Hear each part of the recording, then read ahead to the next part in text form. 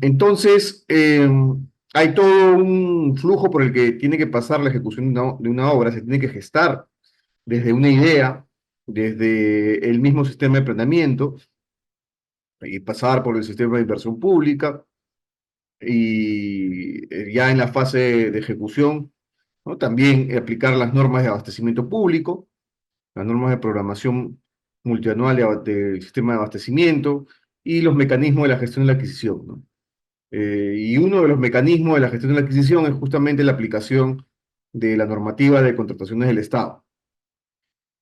Ahora, ya entrando en la norma de contrataciones del Estado, vamos a ver que hay una serie de disposiciones para la formulación del requerimiento, disposiciones que se van a aplicar en cualquier objeto de contratación, no solamente en obras.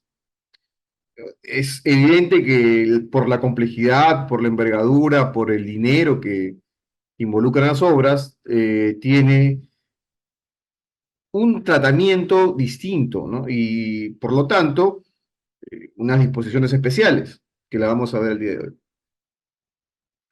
Entonces, esto lo vamos a pasar porque esto ya se ha revisado previamente. Es más que todo un recordatorio de lo que hemos hecho, ¿no? Pero la formulación de este requerimiento de obra, vamos a ver que existe también de por medio un aspecto técnico, ¿no? Un aspecto técnico que no solo involucra, dicho sea de paso, la aplicación de la norma de contratación del Estado, sino que también normas de carácter técnico, ¿no? Existe distintas naturalezas de obras que ameritan determinada aplicación, según el caso, de normas de índole técnico, pero también normas de índole técnico que aplica transversalmente a cualquier tipo de obra. Por ejemplo, como las fórmulas de reajuste o las normas de reajuste, que es un decreto supremo, me parece, del Ministerio de Vivienda bastante antiguo, ¿no? Del año 79. Entonces, vamos a tener en consideración para formular el requerimiento de una obra, que dicho sea de paso, tiene dos aspectos, como cualquier requerimiento, un aspecto técnico donde va a recaer las condiciones de índole técnico, que es el expediente técnico, y adicionalmente hay un aspecto, un requerimiento respecto del sujeto que va a ejecutar la obra. Y es lo que se conoce como requisitos de calificación. Pues se le da un paro, pues a eso no sabes cuál es A la ver, Carlos, razón cuidado con consecuente. por favor, tengan cuidado con los micrófonos. Entonces vamos a ir viendo eso en el transcurso de la noche. La obra, si vamos a recordar la definición de obra recogida en el anexo 1 del reglamento de la Ley de Contratación del Estado, vamos a ver que hay un listado de acciones, actividades sobre respecto a la ejecución de la obra. Pero indistintamente ese listado, ya, lo importante es recoger las características comunes que tiene esa definición, que es justamente lo que tenemos ahora en pantalla. La obra necesita una dirección técnica, necesita un expediente técnico, necesita de equipos, ¿no? Para ejecutar la obra, mano de obra, evidentemente, y materiales. La obra no es un conjunto de bienes más servicios, aunque en la práctica termina siéndolo, pero como les dije, debido a la envergadura, no se puede decir que es un conjunto de actividades o de bienes más actividades, sino que tiene su propia tratativa, su propio tratamiento. Entonces vamos a ir viendo estas, eh, estas características de la ejecución de una obra. La dirección técnica, ¿no? Por el lado del contratista, ¿no? El lado del contratista. Son los directivos y representantes, en el caso del consorcio, representante común, ¿no? El representante legal de la empresa, el representante común del consorcio, que toman las decisiones esenciales en la ejecución de la obra. Ahora, eso por un lado. Eso respecto, por ejemplo, a las decisiones para solicitar modificaciones de contrato en el marco de la ejecución de una obra, pero la norma también ha reservado que tanto el residente de obra, que es quien representa al contratista en la ejecución de la obra, así como el supervisor o jefe de supervisión, ¿no? Porque el supervisor o la supervisión puede ser una empresa, ¿verdad? Una persona jurídica, pero la persona jurídica no es la que está en la obra, ¿no? La persona jurídica designa a una persona natural para que esté en la obra, que por lo general, cuando se convoca un procedimiento de selección para la supervisión de una obra, cuando una entidad pública convoca un procedimiento de selección para una supervisión de obra, dentro de estas características de la supervisión, solicita un plantel técnico, ¿no? Que se le llama el personal clave, como dice la normativa de contratación del Estado. Y en ese personal clave recoge, pues, al jefe de supervisión, que es la persona natural que va a estar en la ejecución de la obra.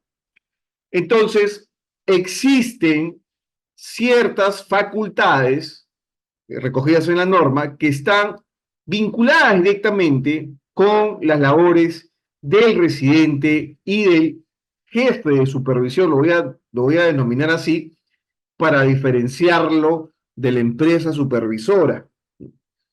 Eh, Son facultades exclusivamente de ellos.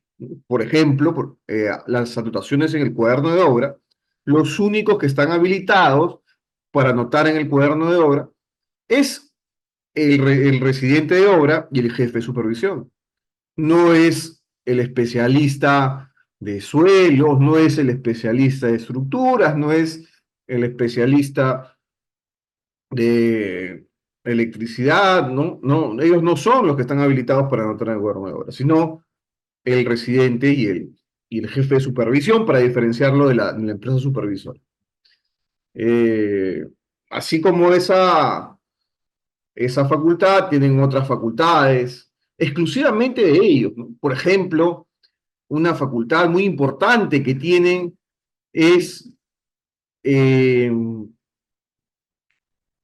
determinar, ¿no?, el costo de la prestación adicional, eso se va a ver en las siguientes clases, cuando estamos hablando de prestación adicional, cuando el costo no se puede derivar del contrato. La prestación adicional, que es una prestación que no está incluida como parte del contrato, pero que es necesaria para cumplir la finalidad del contrato, esa prestación adicional va a tener un costo. Y ese costo se puede, en determinadas ocasiones, se puede determinar en función a los costos que se encuentran en el contrato, al presupuesto de la obra que está en el contrato. Pero en otras ocasiones no es posible determinar ese costo adicional en función al contrato. Sí, entonces, en esas situaciones, los que están facultados para pactar el precio son el residente y el supervisor. Entonces, tiene facultades exclusivas.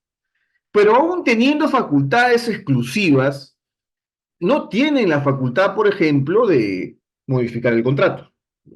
Esa facultad está reservada para las partes. Y las partes son el contratista, el que va a ejecutar la obra, y la entidad. Aunque hay una excepción ahí, por ahí en la norma. Yo diría que si hay una excepción reservada al supervisor, que es la única facultad con la que puede modificar el contrato del supervisor, ¿no? Claro, no lo modifica formalmente, no lo modifica eh, en un documento, ¿no? No se traslada un documento, pero sí lo modifica en la práctica, cuando aprueba los mayores metrados en contratos que se encuentran bajo el sistema de precio unitario.